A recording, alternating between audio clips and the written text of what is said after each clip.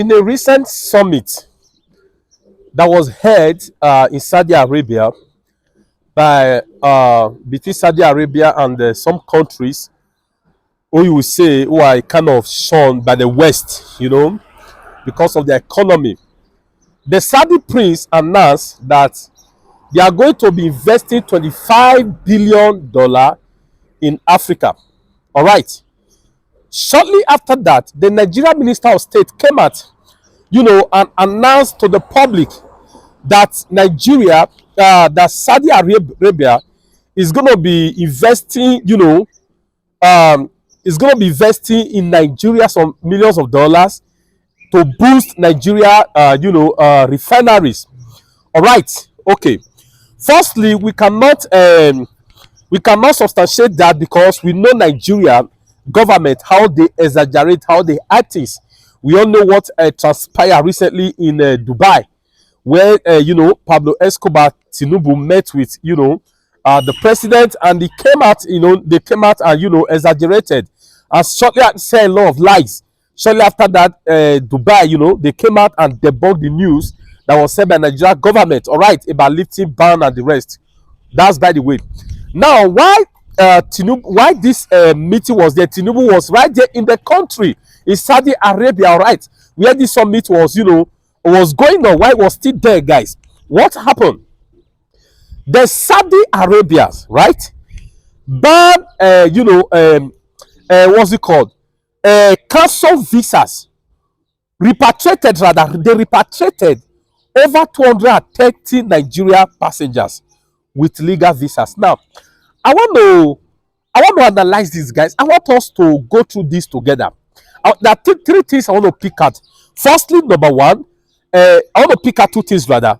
Number one, Nigeria going about, with their beggarly spirit. Nigeria, politicians going about countries with beggarly spirit to beg for funds. That's number one thing I want to pick at. Number two thing I want to pick at is why Nigeria, why Thiefnubu was there. Like I said, they repatriated over 230 Nigerians.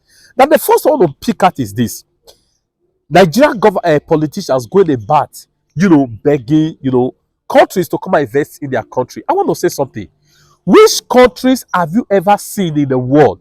Which politicians have you seen from any other country in the world that goes about goes about every country begging other country to come and invest in their country? I want to say something. Aren't Nigeria politicians, are they ashamed? Don't they have shame?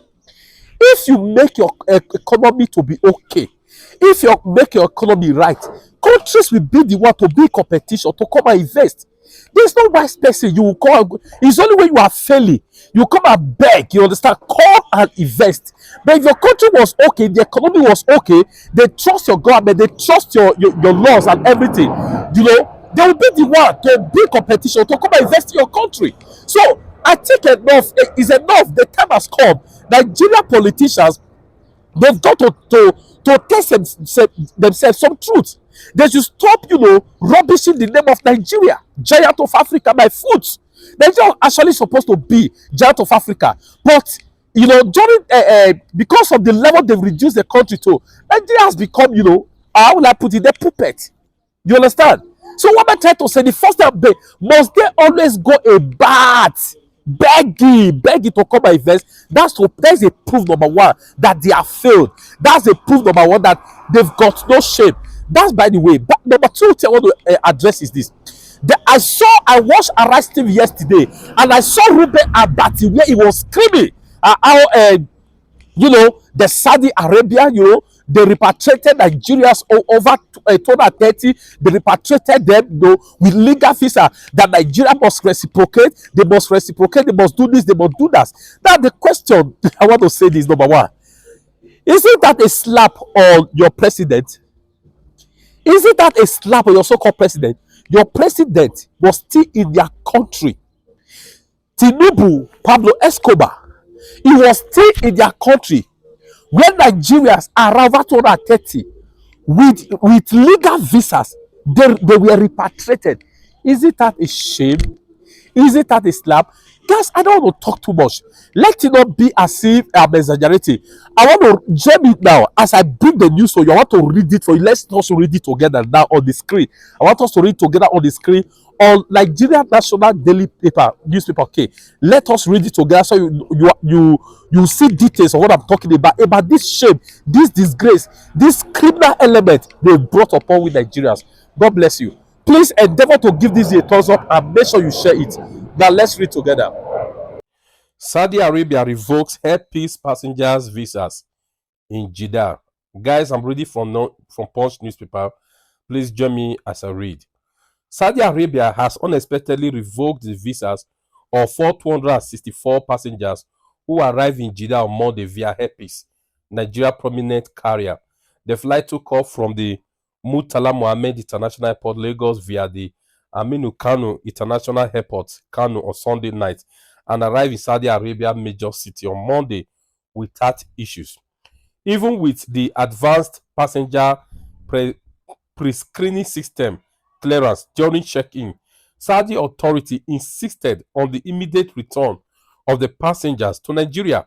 The move has raised speculations about potential political motives with industry observers questioning whether it aims to disrupt Air Peace operation to the destination, given the airline's consistent high load factor and full booking for upcoming flights. Following intervention by the Nigeria embassy, Saudi Arabia authority reduced the number of passengers to be returned to 177, leading Air Peace to promptly repatriate the affected individual back to Nigeria. According to a source, the screening of passengers from the Mimia and Kanu airports was thorough, and there was no issue with the visas. These passengers were duly issued visas and passed through the advanced passenger information system accessible to both authorities in Lagos and Jeddah. The surprising cancellation was announced upon landing, leading to suspicion of a strategy to frustrate the Nigeria carrier out of the route. We suspect this is a strategy to frustrate the Nigeria carrier out of the route.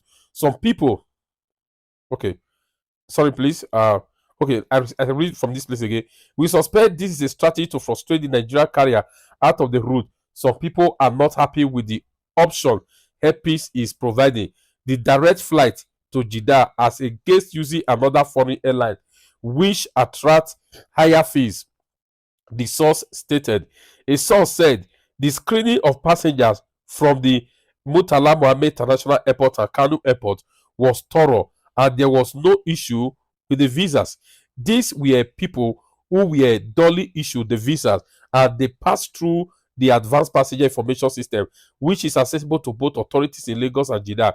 We are surprised because this cancellation was announced when the flight already landed. We suspect this is strategy to frustrate the Nigerian carrier out of the route. Some people are not happy with the option, okay, or Air Peace providing the direct flight to Jeddah as against using another foreign airlines, and that is this repetition. This incident follows Air Peace recent announcement of the commencement of direct flight from Lagos and Kano to Jeddah in September, operating flights on Tuesday, Thursdays, and Saturdays, with return flights on Wednesday, Friday, and Sunday, utilizing a Boeing 777.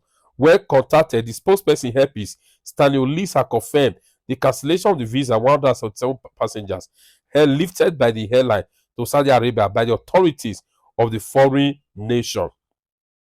He said the development came as a shock to the Nigerian carrier, stressing that despite the intervention of the Nigerian embassy in Saudi Arabia, the passengers were still ordered back to Nigeria. It is shocking 264 passengers were flew and everything was fine from here. The system checked them and everything was approved. But upon arrival in Saudi, their passenger visas were cancelled.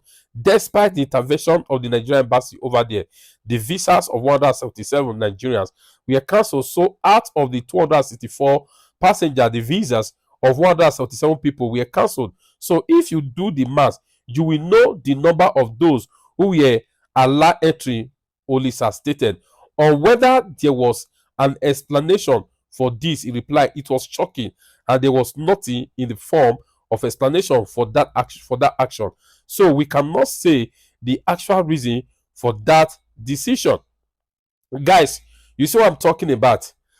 Pablo Escobar, your president, Agbado Bishop, he was still in the country when this saga took place. Isn't that an insult?